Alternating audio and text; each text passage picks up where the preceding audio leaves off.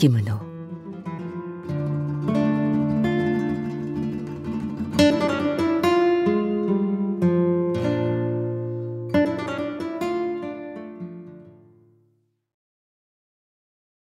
여름 태풍은 이번에도 어김없이 동해안을 훑고 지나갔다. 며칠 전 지나간 태풍은 올 들어 벌써 두 번째다. 태풍이 연거푸 두 번씩이나 오는 것은 드문 일이지만 초여름부터 일찍 찾아오는 해에는 세 번씩 오기도 한다. 그런 해에는 노을도 자주 일어난다. 아시아 태풍위원회에서는 이번 여름 이후 태풍의 이름을 너울이라 명명했다. 먼 바다에서부터 밀려오는 거친 물결이라는 뜻을 가진 파도의 또 다른 이름이다.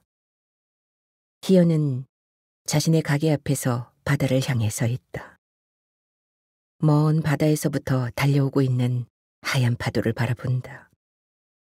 어느 지점에서는 이어지기도 하고 어느 지점에서는 끊어지기도 하며 끊임없이 달려온다. 해변에 이르면 모래벌판을 타고 오르지만 결코 넘어서지는 못한다. 그저 부서질 뿐이다. 파도는 소멸되기 위해 그토록 먼 길을 달려오는 것인가. 희연은 고개를 돌리고 가게 안으로 들어온다. 점심 영업을 끝내고 소등해버린 실내는 조용하고 어둡다. 움직임이 느껴지는 곳은 출입구 오른쪽에 설치된 수족관뿐이다. 푸르스름한 불빛이 수족관을 가득 채우고 있다. 산소 발생기에서 하얀 기포들이 솟구쳐 오른다. 전복 몇 마리 붙어있는 유리벽 한쪽에 젓갈색 해초가 너울거린다.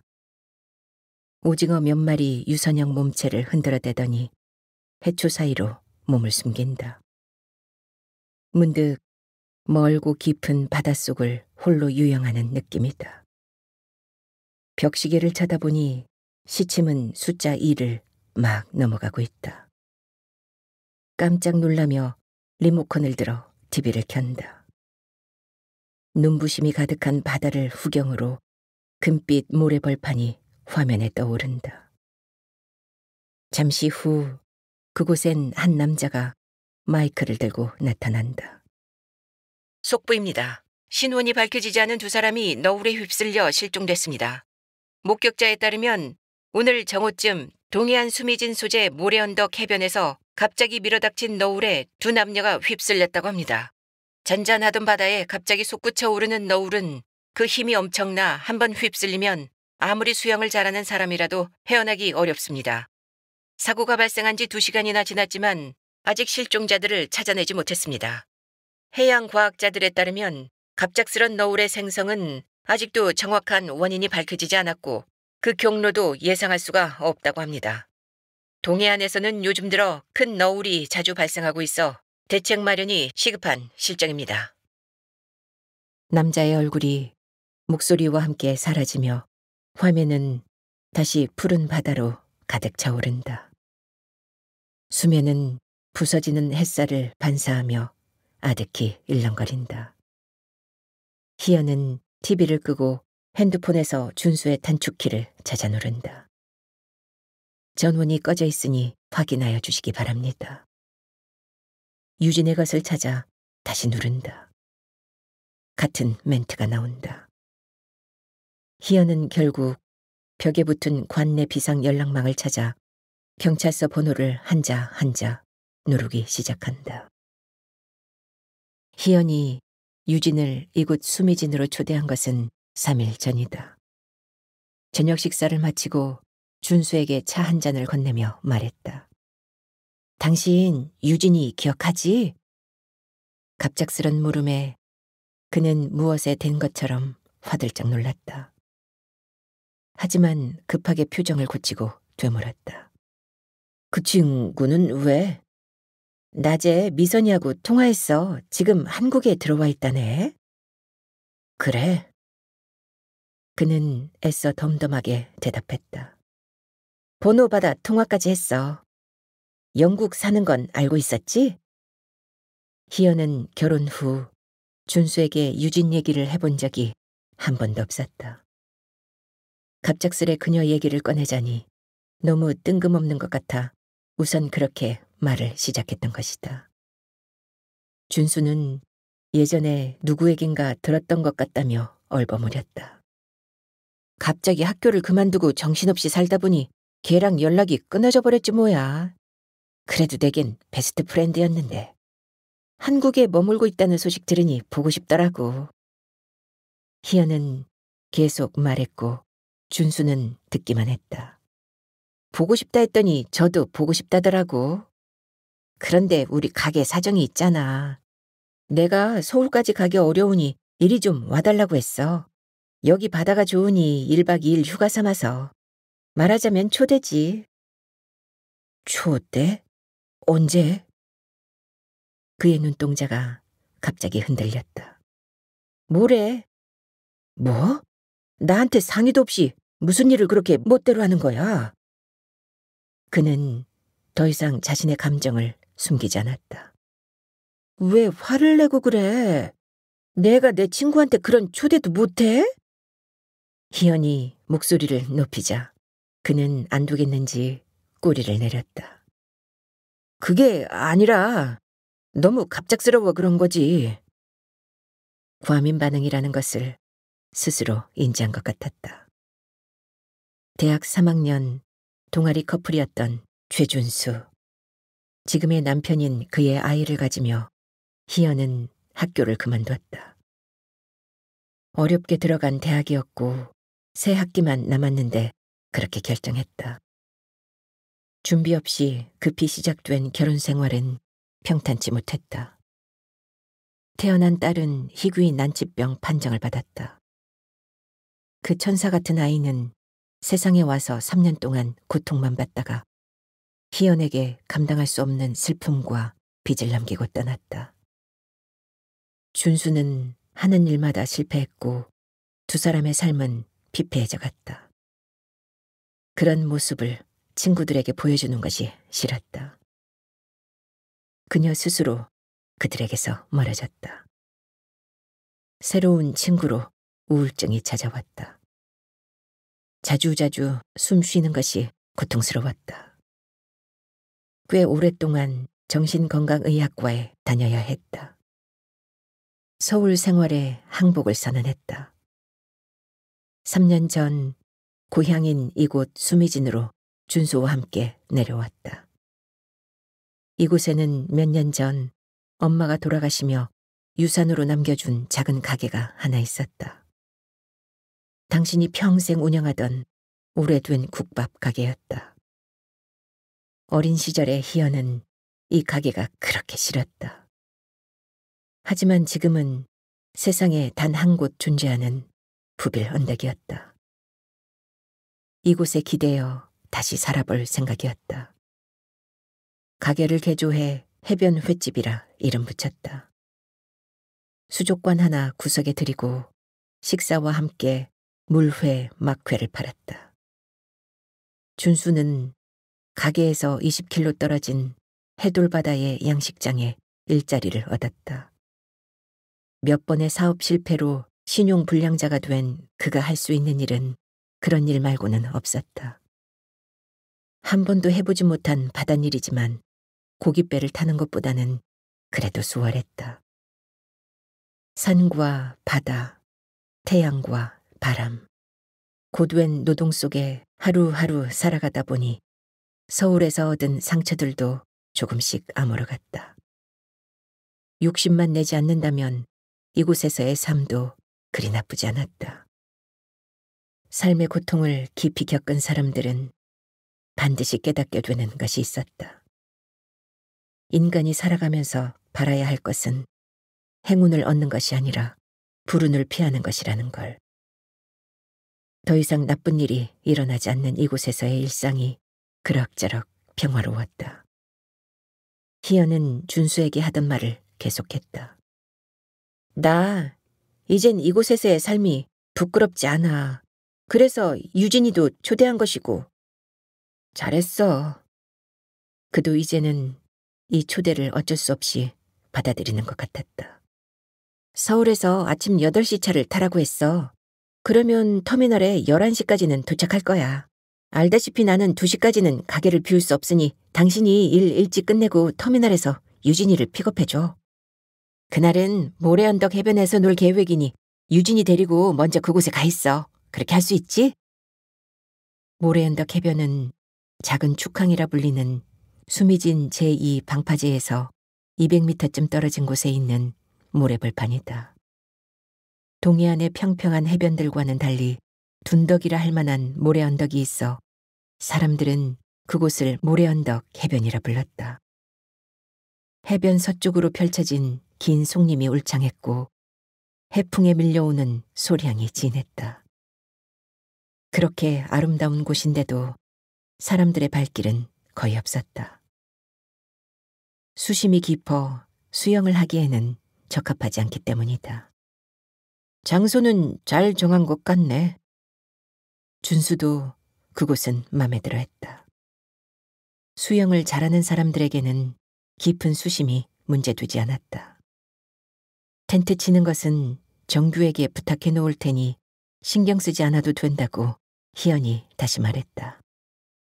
정규는 가게 옆 건물 지하에서 PC방을 운영하고 있는 청년이다.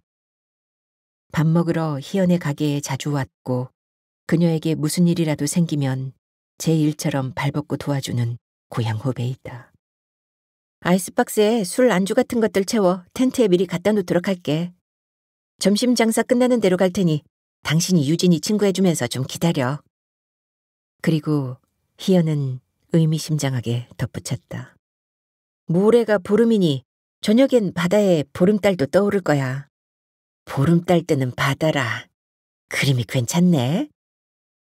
준수의 표정은 처음 당황했을 때와는 달리 조금 안정된 것 같았다.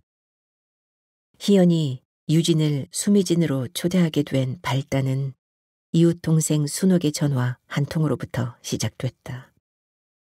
한 달 전 어느 아침이었다. 언니 집 요즘에 무슨 일 있어? 전화 속 순옥의 목소리엔 궁금증과 걱정스러움이 묻어 있었다. 아무 일 없는데? 왜? 형부가 서울 다녀오는 것을 2번이나 봤어. 뭔 일인가 하고. 순옥의 직장은 한국도로공사다.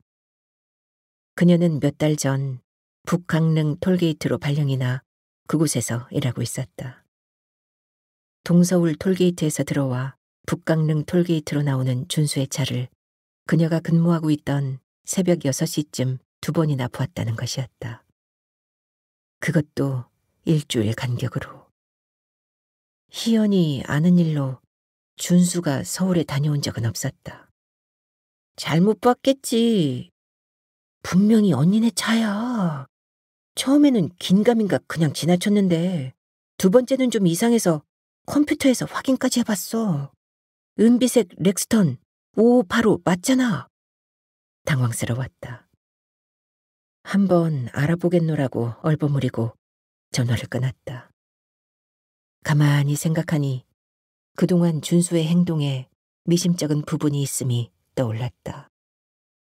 엘니뇨 현상으로 인한 세계적인 기후 변동으로 한 달 전부터 이곳 동해안에도 이상 고온 현상이 일어났다. 바닷물의 수온이 올라갔다고 그가 일하는 양식장에 비상이 걸렸다. 그것 때문에 준수가 야간 근무를 하게 된 일이 몇 번 있었다. 평상시에는 첫 새벽에 출근해 이른 오후에 퇴근했지만 비상식이라 야간 근무도 해야 한다기에 그런 줄로만 알고 있었다. 그러나 가만히 생각하니 바다에 있는 양식장에서의 야간 근무가 이해되지 않았다. 컴퓨터까지 체크해서 확인했다는 순옥의 말대로라면 그가 서울에 다녀온 것은 분명했다. 그는 무슨 일로 2번씩이나 서울을 다녀왔을까? 순옥이 본 것이 2번이라면 그는 3번이나 4번 아니면 5번쯤은 더 다녀왔을지도 모른다. 준수의 서울행에 의구심이 생겨나자 갑자기 고무줄로 심장을 칭칭 동여매는 것 같은 흉통이 밀려왔다. 몇 년 전 서울에서 우울증으로 고통스러워할 때의 느낌이 되살아났다. 왜 그랬는지는 몰랐다. 유진이 생각났다. 잊고 살았던 그녀의 얼굴이 갑자기 밀려오는 너울처럼 희연에게로 달려들었다. 아무래도 유진의 소식을 알아봐야겠다는 생각이 들었다. 그녀와 연락이 끊어진 지 10년도 넘었는데 생각하니 희연은 결코 유진을 잊고 살았던 것이 아니었다. 몇 년에 한 번씩은 그녀가 꼭 꿈에 나타났다. 어떤 꿈에서는 유진과 자신이 환한 웃음으로 다정하게 얘기했고 어떤 꿈에서는 날카롭게 소리를 높이며 서로 싸우고 있었다. 그런 꿈을 꾸고 나면 희연은 초조해졌다. 자신이 유진의 꿈을 꾸고 생각할 때마다 준수도 유진의 꿈을 꾸고 생각하고 있지는 않을까 하는 불안감이 밀려왔다. 대학 친구 중 유일하게 선이 끊어지지 않은 미선에게 전화를 걸었다. 몇 마디 안부를 나눈 뒤 조심스럽게 유진의 소식을 물었다. 유진이 소식 혹시 알고 있니? 걔 지금 한국에 있잖아. 한국? 난 걔가 졸업하고 뉴질랜드에 간 걸로 알고 있는데. 뉴질랜드는 아버지 사업체가 있어 학교 때부터 왔다 갔다 했던 거고 졸업하고 영국으로 유학 갔어. 지금 런던 대학교 교수야. 희연은 깜짝 놀랐다. 영국의 교수 채용 시스템이 어떻게 되는지는 모르지만 한국에서는 그 나이에 거의 불가능한 일이었다. 벌써 교수가 됐어? 걔 독한 데가 있어. 거기서 죽어라 공부한 모양이야. 박사학위도 빨리 땄다고 하더라고. 생각해보니 유진이라면 그럴 수 있을 것 같았다. 근데 런던 대학 교수라면서 왜 한국에 있어? 문화대학교에 1년간 교환 교수로 왔어. 벌써 9개월이나 됐으니 돌아갈 날도 얼마 남지는 않았네. 희연은 자신의 불안함의 정체가 이유 없는 것이 아니었다는 확신이 들었다. 좀 더 확실한 것들을 알고 싶었다. 남편은? 혼자 살아. 결혼을 하긴 했는데 1년 만인가? 거의 바로 이혼했어. 재혼은? 그냥 싫다나 봐. 첫 결혼에 실패한 것도 있고 누구 말로는 걔가 결혼 전에 많이 좋아하던 남자가 있었는데 그것도 실패로 끝나서 그런다는 말도 있고 이유야 어쨌든 혼자 몸이니 그렇게 계속 공부할 수 있었겠지. 전화를 끊고 나니 무언가 모를 착잡함이 밀려왔다. 미선에게 유진의 번호를 받았지만 전화를 걸 수가 없었다. 유진이 희연을 찾고자 마음먹었다면 얼마든지 찾을 수 있었을 것이다. 9개월이나 한국에 머물면서 그렇게 하지 않았다는 것은 만날 마음이 없다는 것이다. 희연은 혹시나 싶어 몰래 준수의 핸드폰을 열어 통화 기록을 체크했지만 미선으로부터 받은 유진의 번호는 없었다. 그녀로 의심될 만한 번호나 문자도 없었지만 그날부터 희연의 뇌리에서는 유진이 계속 떠나지 않았다. 정규가 늦은 저녁을 먹으러 희연의 가게에 왔던 날이었다. 영업이 거의 끝난 시간이라 둘은 자리에 함께 앉아 이런저런 얘기를 했다. TV에서 뉴스가 흘러나오고 있었다. 정부기관의 일부 사이트가 해킹을 당했는데 북한 측의 소행으로 추정된다는 전문가의 의견이 전해지고 있었다. 해킹이란 단어를 듣자 희연의 머릿속에 무언가가 떠올랐다. 급히 정규에게 물었다. 메일 해킹, 그거 많이 어려운 거니? 누나, 그런 거 아무나 할 수 있는 게 아니에요. 전문 기술이 있어야 해요. 너 컴퓨터 잘하잖아. 그 계통으로 꽤 깊이 있다고 들었는데. 희연은 지푸라기를 잡는 심정으로 정규에게 사정 얘기를 했다. 정규는 난감한 표정을 지었다. 그녀는 결국 다니던 대학까지 그만두고 급하게 준수와 살게 됐던 오래전 자신의 상처를 털어놓았다. 그렇게 밑바닥까지 보여주지 않고서는 얻을 수 없는 것이라고 생각했다. 정규는 희연의 얼굴을 물끄러미 바라보다가 결국 고개를 끄덕였다. 준수가 근무를 나간 오전 시간, 컴퓨터 앞에서 몇 시간이나 고생을 한 끝에 정규는 비밀번호로 굳게 잠긴 그의 메일을 열어냈다. 나쁜 예감은 틀리지 않는 법이다. 준수와 유진은 9개월 전부터 메일을 주고받고 있었다. 교환 교수로 입국했다는 시기와 같았다. 준수 씨가 다녀가고 나서 많이 생각했어. 긴 인생에 실패 몇 번 했다고 그렇게 힘든 곳에서 그렇게 거친 사람들과 부딪혀야 하는 준수 씨가 안타까웠어. 비록 처음 선택이 잘못됐다 해도 미래를 포기해서는 안 된다고 생각해. 그런 곳에 있기에는 준수 씨는 내게 너무 소중한 사람이야. 세상은 넓고 할 일은 많아. 뉴질랜드에서 사업하는 아버지가 얼마 전 영국에도 지사를 냈어. 아버지에게는 자신의 일처럼 도와줄 능력 있는 사람이 필요해. 지난번에도 얘기했지만 우리에겐 이제 시간이 많지 않아. 돌아가는 시기에 맞춰 함께 떠날 수 있도록 완벽하게 준비해줘. 유진. 무언가가 등줄기에서부터 뒷목을 타고 머리 위로 화르르 솟구쳐 올랐다. 순식간에 타오르는 불길 같기도 하고 갑자기 내리치는 번개 같기도 했다.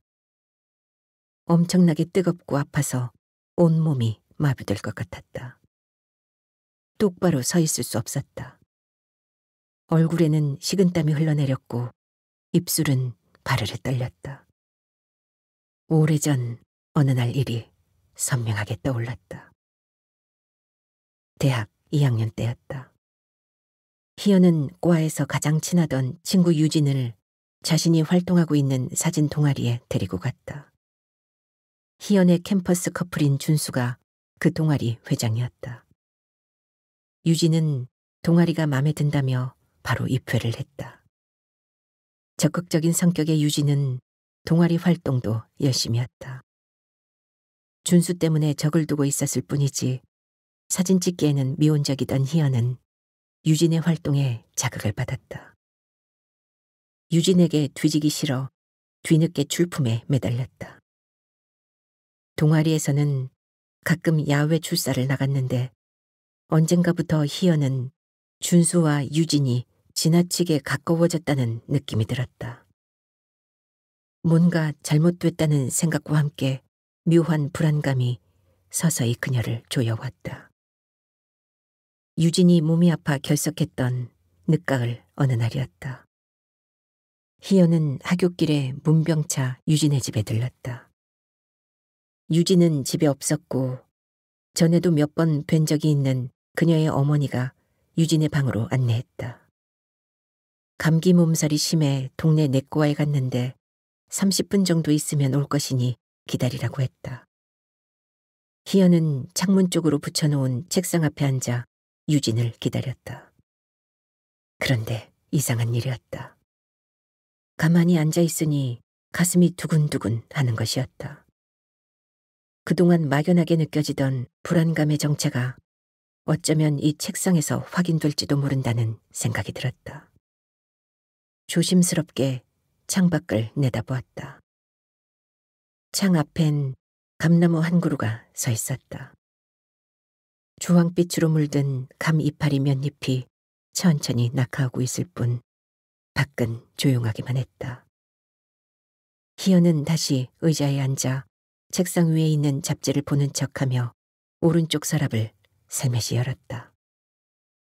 그 속에는 유진의 낡은 수첩들이 차곡차곡 정리되어 있었다. 몇 년에 걸친 것인지 수량이 제법 됐다. 맨 위에 있는 수첩을 꺼내 페이지를 넘겼다. 눈에 띌 만한 것은 없는 일반적인 내용이었다. 다행인지 아쉬움인지 알 수 없었다. 수첩을 다시 넣어두려는 순간 맨 밑바닥에 종이로 싸서 넣어둔 무엇인가가 조금 튀어나와 있는 것이 보였다. 얼른 꺼내 종이를 펼쳐보았다. 가로 세로 10제곱센티미터 정도 크기의 사각형 공기소총 타격 용지였다. 종이 안에는 검은 선으로 인쇄된 동그라미가 10개, 그 중심에 빨간 점이 있었다. 총알이 그곳을 맞췄는지 구멍이 뻥 뚫려 있었다. 뭐라고 이리 소중히 싸서 보관했을까? 종이를 돌려 뒷면을 보았다. 낯익은 필체가 춤을 추듯 휘갈겨져 있었다. 당! 2012년 10월 18일 유진의 가슴을 향하여. 준수. 마치 그 총소리가 지금 막 울린 것처럼, 그 총알이 지금 막 자신의 심장을 관통한 것처럼 고통스러웠다. 선혈이 흘러내리는 느낌에 희연은 두 손으로 자신의 가슴을 꼭 누르고 한참이나 책상 위에 엎드려 있어야 했다. 임신을 하고 급하게 준수와 함께 살게 된 이유도 사실은 그것 때문이었다. 유진에게 절대 그를 빼앗기고 싶지 않았다. 오랫동안 관리하던 피임을 포기하고 어렵게 들어갔던 대학마저 포기했다. 생각해보면 너무나 어리석은 선택이었다. 희연이 그들의 대화를 듣게 된 것은 우연이었다. 아버지가 보내준 사람들인 것일까? 어쩌면 그럴지도 몰랐다. 그때 예보된 태풍은 올해 들어 첫 번째 태풍이었다. 아직은 이른 여름이어서 휴가객들이 얼마 없었는데 갑자기 온다는 태풍 예보에 그들은 모두들 서둘러 떠났다. 뉴스에서 시시각각으로 예보를 내보내자 해변으로 늘어선 크고 작은 횟집들은 텅텅 비기 시작했다. 손님이 하나도 없는 가게에서 냅킨을 접고 있는데 문이 드르륵 열리며 중년 남자 셋이 들어왔다. 차림새를 보아하니 태풍 때문에 출하를 하지 못한 뱃사람들이었다. 그들은 벽 쪽으로 붙은 테이블에 자리를 잡고 앉으며 물회 3그릇과 소주 3병을 주문했다. 몸이 깡 마르고 낯빛이 새까만 남자가 테이블에 놓인 물병을 들어 유리잔에 따르며 투덜댔다. 태풍이 이렇게 일찍 오는 해에는 여름 내내 몇 번이나 온다는데 올여름 조업은 다 망쳤네 그려. 그런 말은 희연도 들은 적이 있었다. 태풍이 여러 번 오면 뱃사람들만 힘든 것이 아니었다. 여름 한철 대목을 보아야 하는 횟집들의 타격은 더 컸다. 그래도 어찌하겠는가. 하늘과 바다와 바람이 만들어내는 일들이 아니겠는가. 거대한 자연에 기대 소박하게 살아가는 사람들에게는 순응하는 것, 그것 말고는 다른 도리가 없었다. 얼른 주방으로 들어가 빠른 속도로 물회를 만들었다. 소주와 함께 쟁반에 받쳐 그들에게 내다주고 다시 계산대로 돌아와 앉았다. 아까 접던 냅킨을 계속 접고 있자니 그들의 대화가 자연스럽게 귀에 들어왔다. 다른 손님들이 없어서 그런지 그들과 함께 앉아 듣는 것처럼 명료하게 들렸다. 어제 제1방파제에서 할머니하고 손자가 바다 구경하다가 너울에 휩쓸려 갔다는 소식 들었는가? 덩치가 크고 구렛나룻이 덥수룩한 남자가 소주잔을 입에 털어놓고 나서 말했다. 그 정신없는 할머니 아닌가? 지금 태풍주의보가 내려 얼마나 위험한데 그 방파제에 손자를 데리고 나가느냐 말이야. 뭔 큰 구경을 할 거라고. 너울 무서운 줄 모르는 거지. 각자 한마디씩 거들었다. 나도 예전에 어떤 사람이 너울에 휩쓸리는 것을 봤는데 아직도 잊히지 않는다네. 아주 고요한 바다였는데 갑자기 집채만한 파도가 하늘로 솟구치더니 모래 벌판에 앉아있던 사람을 순식간에 쓸고 들어가더라고. 언제? 구렛나룻의 말에 깡마른 사람이 호기심 가득한 눈으로 물었다. 구렛나룻은 잠시 생각하는 듯 하더니 작심한 듯 오래전 이야기를 풀어놓기 시작했다. 배를 타보겠다고 수미진 항구에 처음 발을 들여놓았을 때니 17, 8년은 좋게 됐을 것이라고 했다. 모래언덕 해변에서 그 사고를 보았다고 했다. 희연은 그 말을 듣자 가슴이 마구 두근거리기 시작했다. 그가 말한 딱 그 시기에 딱 그곳에서 갑자기 솟아오른 너울에 휩쓸려 자신의 아버지가 돌아가셨던 것이다. 숨죽이고 그들의 대화에 귀 기울였다. 죽은 그 사람이 사고를 가장해 자살했다는 소문이 나중에 돌았다고 했다. 자식들 셋 앞으로 대학 공부할 보험을 다 들어놨다는 것이 그 소문의 이유였다. 너울이 언제 올 줄 알고 그런 계획을 세운단 말인가? 귀신도 아니고. 모두들 그렇게 생각할 거야. 나도 그땐 잘 몰랐는데 요즘 생각하니 충분히 사고를 위장할 수 있겠더라고. 어떻게? 그렇게 하여 그는 그 근거를 조목조목 설명하기 시작했다. 동해바다 멀리 몽돌초라고 석회암으로 된 암초 구역이 있다는 것이다. 모래언덕 해변으로부터 직선거리로 쭉 뻗어간 바다 깊은 곳에 있는데 바다의 수온이 일정 온도 이상으로 높아지는 여름이면 그 석회암에서 녹아난 석회수들이 기포를 마구 일으킨다고 했다. 태풍이 지나가고 나면 바다에 아직 남아있는 바람의 힘과 석회수 기포들이 일으키는 힘이 합쳐지는데 이때 수면 위는 평화로운 듯 보여도 수면 아래에서 그것들이 밀고 달려오는 힘은 엄청나다는 것이다. 대부분의 물결은 넓은 모래 벌판을 타고 넘어오면서 그 힘이 분산되어 버리지만 방파제나 모래벌 아래쪽이 수직으로 깎여진 지형에서는 이 얘기가 달라진다. 가지고 온 힘을 분산시키지 못하고 그대로 부딪혀버리니 그 힘에 부딪히는 힘이 더해져서 순식간에 공중으로 솟구쳐 오르고 상상할 수 없는 거대한 힘으로 부서진다는 것이다. 파도 한 점 없이 잔잔한 바다에 난데없이 일어난다는 너울이 바로 그것이라는 것이 그의 설명의 요지였다. 설령 그렇다 치더라도 너울이 일어나는 시간까지야 어떻게 예측할 수 있다는 말인가? 깡마른 사람이 구렛나룻의 주장에 의문을 제기했다. 뱃사람이라면 누구나 알고 있는 것이 있지 않은가? 물때 말일세. 동해안은 서해안처럼 조수간만의 차가 별로 없어서 해수면의 높이를 눈으로 쉽게 느끼지 못하지만 만주 때는 해수면의 높이가 많이 높아진다네. 더구나 음력 보름이 되면서부터는 그 높이가 최대한 끌어올려지지.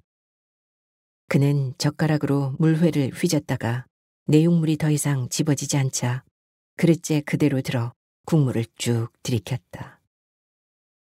냅킨을 뽑아 구렛나룻에 흘러내린 국물을 쓱 훔쳐낸 그는 다시 말하기 시작했다. 큰 선박이 지나갈 때도 그 추진력으로 인해 일어나는 물결이 점점 너울로 변하면서 해안으로 밀려오지 않는가? 서해안에서도 큰 군함이 지나갈 때 만들어지는 너울은 엄청나다고 하더라고. 거기서 낚시했던 사람이 하는 말을 들었는데 군함이 지나갈 때는 아예 마이크를 대고 방송을 하더라고 하더구만. 지금으로부터 5분 후에 큰 너울이 일어날 것이니 갯바위에서 낚시하는 사람들은 대피를 하라고. 2차로 7분 후에 또 몰려간다고 방송을 하고. 신기하게도 방송에서 알려줬던 정확한 시간에 너울이 몰려오더래.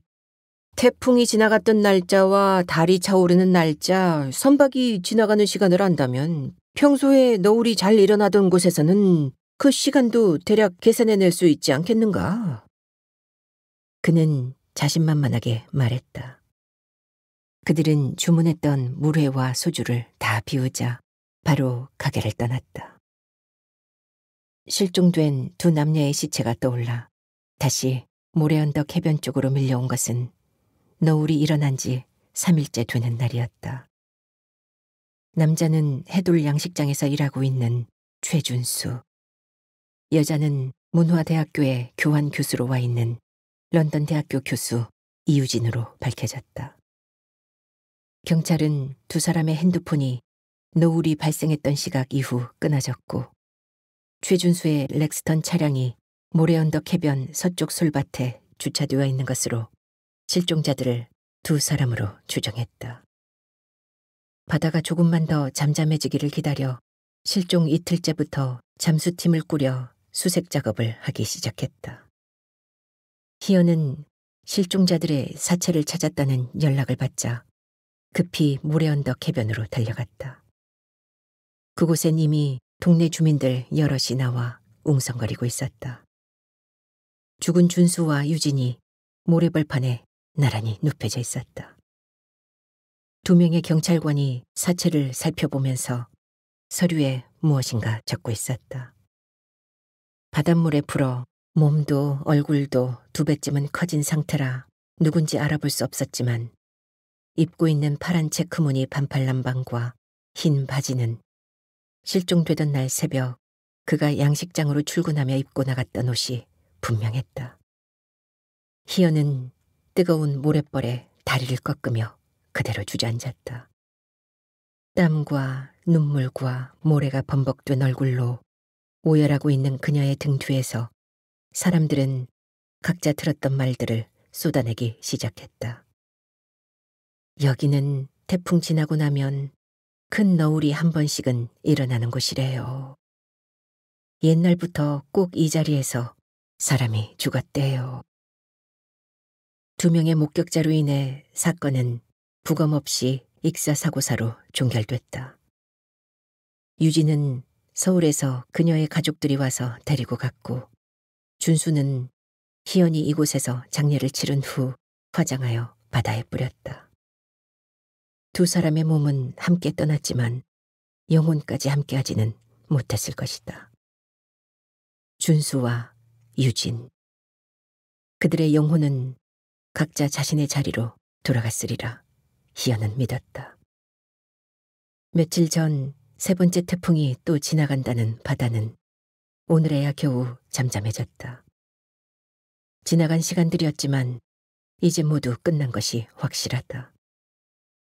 그들은 지금쯤 동해바다 끝 먼 어디에서 그 힘을 잃고 헤매다가 모두 소멸되었을 것이다. 희연은 가게 한쪽에 붙은 방으로 들어가 연하게 풀먹여 장롱에 걸어둔 쪽빛 민소매 여름 원피스를 찾아 입었다. 수미진에 내려온 후에는 한 번도 입어보지 못하고 간직해 두기만 하던 고운 옷이었다. 챙이 넓은 밀짚 모자를 찾아 쓰고 부서지는 파도빛 같은 흰 아사 스카프도 살짝 목에 둘렀다. 벽에 걸린 긴 거울 앞에서 자신의 모습을 멍하니 바라보다가 조용히 가게를 빠져나왔다. 텅 빈 두 손이 부드러운 날개 같다. 금방이라도 하늘을 향해 훨훨 날아갈 수 있을 것만 같았다. 천천히 걸어 모래 언덕 해변에 다다랐다. 바다를 바라보며 모래벌에 덜썩 주저앉는다. 얼굴을 스치는 바람에는 부드러운 습기와 그윽한 솔향이 배어있다. 익숙하고 편안한 바람이다. 왼쪽으로 멀리 수미진 항구가 보인다. 바다를 향해 길게 뻗어있는 방파제 너머 반달 형태의 내항은 몹시도 평화로워 보인다. 푸른 바닷물에 잇닿은 업1장 끝자락. 막 해변이 시작되는 그곳에 한 여학생이 혼자 서성거리는 것이 보인다. 하얀 모슬린 블라우스에 감색 플레어 스커트에 교복을 입고 두 손으로 가방을 꼭 모아주고 있다. 이상하다. 수미진 항구는 이곳에서 1킬로도 더 되는 먼 거리다. 사람의 모습이 보일 리가 없다.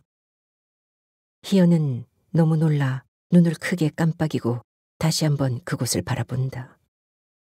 하지만 여학생의 모습은 점점 더 가까이, 점점 더 명료하게 보인다. 더 이상한 것은 그 여학생의 모습 뒤로 어떤 그림이 펼쳐지는 것이다. 가득했던 오징어 배들이 모두 출하를 나간 저녁의 항구가 덩 비어있다. 바다 쪽으로부터 길게 어둠이 밀려드는 업1장 안은 적막감에 쌓여있다. 잿빛 하늘을 선회하며 울던 갈매기들은 모두 제 집으로 돌아갔고 방파제 외벽에 철썩이며 부딪히던 파도들도 다 잠이 들었다. 희미한 어둠 속에 사방은 그저 고요하기만 할 뿐이다. 중학생인 듯한 소녀 하나가 교복을 입고 책가방까지 든 채로 업한장 안으로 들어서고 있다. 업한장 맨 끝. 모래 해변이 시작되는 곳에 해변옥이라 쓰여있는 간판이 보인다. 가느다란 불빛이 흘러나오는 목재 미닫이 문 사이로 젓가락 장단에 맞춘 여자의 노랫소리가 함께 흘러나온다. 소녀는 인상을 찌푸렸다가 문 앞에서 잠시 호흡을 가다듬는다. 문을 옆으로 살짝 밀자 낮은 천장에 매달린 백열전구에서 노란빛이 쏟아진다. 67평 남짓 공간에는 칠이 벗겨진 낡은 드럼 탁자 4개가 있고 주변으로 나무 의자들이 널려 있다. 주방으로 들어가는 입구 첫 번째 탁자에 한 아저씨가 국밥 뚝배기와 막걸리 주전자를 넣고 앉아있다. 벌써 몇 잔은 걸친 듯 얼ኳ한 얼굴이다. 아저씨 맞은편에 앉아 젓가락 장단을 두드리고 있던 여자는 엉덩이는 의자에 그대로 두고 상체만 돌린다. 니는 학교 끝나면 집으로 가라니까 왜 자꾸만 가게로 오는 거나? 아버지가 뭐? 술 취하면 무서워서. 너 아버지 술 취하면 그러는 거 어제 오늘 일이나? 소녀는 책가방을 두 손으로 모아주고 선체로 구두쿠만 내려다본다. 계속 그렇게 버티고 서 있자 여자는 안 되겠는지 자리에서 일어난다. 국밥이나 먹고 가래. 밖에 있다가 아버지 잠들면 살짝 들어가 그래. 소녀는 입술을 지그시 깨문다. 다른 그림이 펼쳐진다. 모래 언덕 해변에서 아버지가 갑자기 너울에 휩쓸렸다고 한다. 사고를 목격했다는 한 사람이 다른 사람들에게 말하고 있다. 그물 손질을 하고 있는데 한 남자가 하얀 러닝셔츠에 체크무늬 반바지 차림으로 모래 벌판을 걸어가는 모습이 보였다고 한다. 그는 조금 걸어가다 모래 벌판 어느 한 지점에 털썩 주저앉더니 수평선을 마냥 바라보고 있었다고 한다. 30여 분쯤 시간이 지났을까. 엄청난 굉음이 울리기에 깜짝 놀라 돌아보니 집채만한 노을이 하늘로 솟구쳐 오르다가 다시 바다로 떨어졌고 방금까지 모래벌에 앉아있던 남자는 흔적도 없이 사라졌다고 말한다. 엄마는 머구리 잠수부들을 고용하여 온 바다를 샅샅이 훑는다. 닷새가 되었을 때 방파제 외벽 끝나는 지점에 테트라포트 밑에 끼어있던 아버지를 찾았다는 소식을 듣는다. 연락을 받은 엄마와 소녀는 한여름 햇살이 내리꽂히는 뜨거운 방파제에 서서 아버지가 끌어올려지기를 기다린다. 잠수부들이 끌어올린 아버지는 그 형체를 알아볼 수가 없다. 며칠 사이에 물고기들의 먹이가 됐는지 온몸은 구석구석 뜯겨져 있다. 얼굴 부분의 살점들은 너덜너덜 헤어져서 흰 러닝셔츠와 체크무늬 반바지만 아니었다면 누구인지 도저히 알 수 없는 끔찍한 모습이다. 엄마는 원주에 있는 본가에 급히 연락한다. 큰어머니와 오빠들이 와서 함께 장사 지냈고 아버지를 원주에 있는 선산으로 모셔간다. 세상 사람들은 내가 너 아버지를 꿰어 살림을 차렸다지만 그게 아니다. 원주에 처자식이 있는 것을 꿈에도 모른 기다. 군청에 근무하느라 혼자 하숙하는 거를 보고 총각으로 한 기다. 나중에 알아봤자 뭔 소용이 있나. 뱃속에는 이미 네가 적 들어앉아 있었는데. 세상 사람들 말이 맞는지 엄마의 말이 맞는지 소녀는 알 수가 없다. 아버지는 첩을 거느린 공무원으로 낙인 찍혀 한직으로 전전한다. 소녀가 초등학교 6학년 무렵 아버지는 청 내의 어떤 비리에 연루된다. 그때 함께했던 사람들은 징계 수준에서 마무리됐지만 아버지는 파면을 당한다. 그 후로 알코올에 의지하는 날들이 많아지고 점점 중독 증세를 보이다가 돌이킬 수 없는 길로 들어선다. 아버지가 돌아가시고 얼마 안 있어 원주의 본가에서 연락이 온다. 아버지 생전에 보험을 들어놓았는데 수익자가 원주에 있는 두 오빠와 소녀의 이름으로 되어있다고 한다. 보험금은 일시 수령이 아니라 대학에 들어가면 지급받게 되는 학비와 생활비 특약으로 계약되어 있다고 한다. 큰어머니는 소녀에게 공부를 열심히 해서 어떻게든 대학을 들어가라고 말한다. 생각지도 않게 새로운 길이 보인다. 이곳에서 엄마에게서 멀리 떠날 수 있는 길이다. 수미진이라는 이 어항에서 자라는 내내 소녀에게 첩의 딸이라는 꼬리표를 달아줬던 엄마다. 이곳만 떠나면 이제 그 어디에서도 자신을 업신여기는 사람은 없을 것이라 소녀는 생각한다. 오래도록 아팠던 그림들이다. 어디선가 울리는 힘찬 경적에 희연은 퍼뜩 정신을 차린다. 조금 전까지 눈앞에 펼쳐졌던 그림들도 흰 모슬린 교복의 소녀도 모두 사라졌다. 멀리 수미진 크루즈가 거대한 선체를 흔들며 천천히 항구를 빠져나오는 것이 보일 뿐이다. 푸르게 빛나는 그것은 마지막 여름의 뜨거운 햇살을 받아치며 하얀 물보라를 일으킨다.